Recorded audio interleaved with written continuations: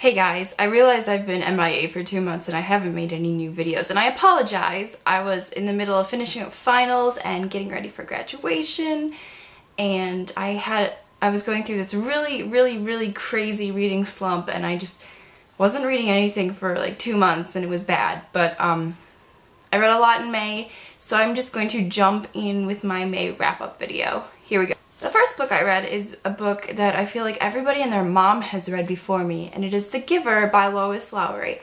I was looking for something really simple and easy to read, and this was definitely perfect. This is a middle grade novel set in a utopian society where everybody's life choices are decided by a review board, so they don't have, any decisions to make. Everything is like predetermined. They just go through their life. It's really easy. They also don't have things like emotions or color, it turns out. And the main character of this book finds that out when he's selected to be the next receiver of memory, and he trains under the Giver to get everybody's memories. And so he starts feeling emotions, and he starts seeing in color, and he starts trying to decide what's right and what's wrong, and about all the choices that are made by their community. I think it's a really good introduction to like the dystopian genre, because I haven't seen a lot of this, these same stories at like a middle grade level like this, and I think it works really well for that. But I feel like as somebody who's read a lot of dystopian novels, I was a little bit dissatisfied because it brought up a lot of these controversial issues that, are explored in older YA books, but because it's like middle grade, it just can't be explored. Other than that, I really enjoyed it, and I gave this one 3 out of 5 stars. The next book I read I don't have with me. It is Out of the Easy by Ruta Sepetys. I don't read a whole lot of historical fiction, but I really liked this one, and I really liked her first book, Shades of Grey, as well. This book is about a girl living in 1950s New Orleans who just wants to leave her hometown and all the bad people she's encountered there so she can go to college on the East Coast and just change her life for once. I love the writing style, and the characters feel like real people, and the problems that it brings up they're very realistic, and I just really thoroughly enjoyed this one. So I gave this one 4.5 out of 5 stars. The next book I read is nonfiction, and it is called Talking Pictures, Images and Messages Rescued from the Past. This is a book by Ransom, who is the author of Miss Peregrine's Home for Peculiar Children, and it is actually just a collection of photographs that he's collected throughout the years. The story behind this is, as he describes in the introduction, basically that as a kid he had to go to all these flea markets with his grandparents, and eventually he kind of wandered over to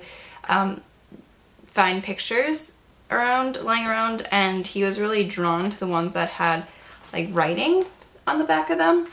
And eventually he began collecting them and just kind of like wondering about the stories behind these photographs, and like who throws out photographs of their families, and like all these people that are forgotten.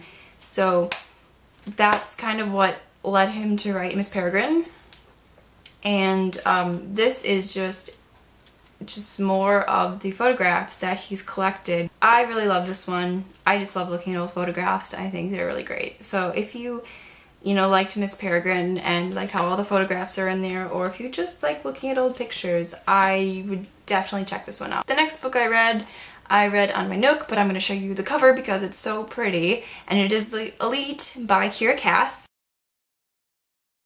This one is the sequel to The Selection, which I read like in December of last year, and the sequel finally came out in April, and I finally got around to reading this one. Basically, The Selection is about, I think, like 35 girls are selected from around the country to compete to be the next princess and marry the prince. And so they have to go through this program called The Selection, and they learn different tasks, and they do different challenge type things, and like public speaking and different things like that.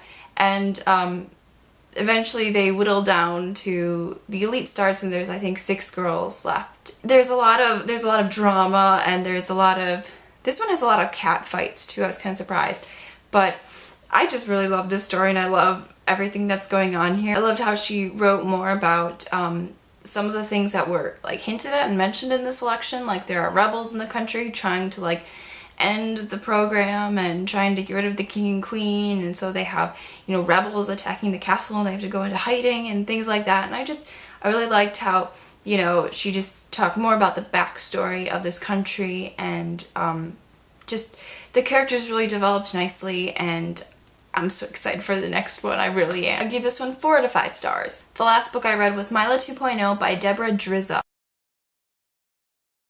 Oh my gosh, this book, you guys. I wasn't quite sold on the beginning of this book because it felt like it was turning into just another book about high school and relationships and things like that.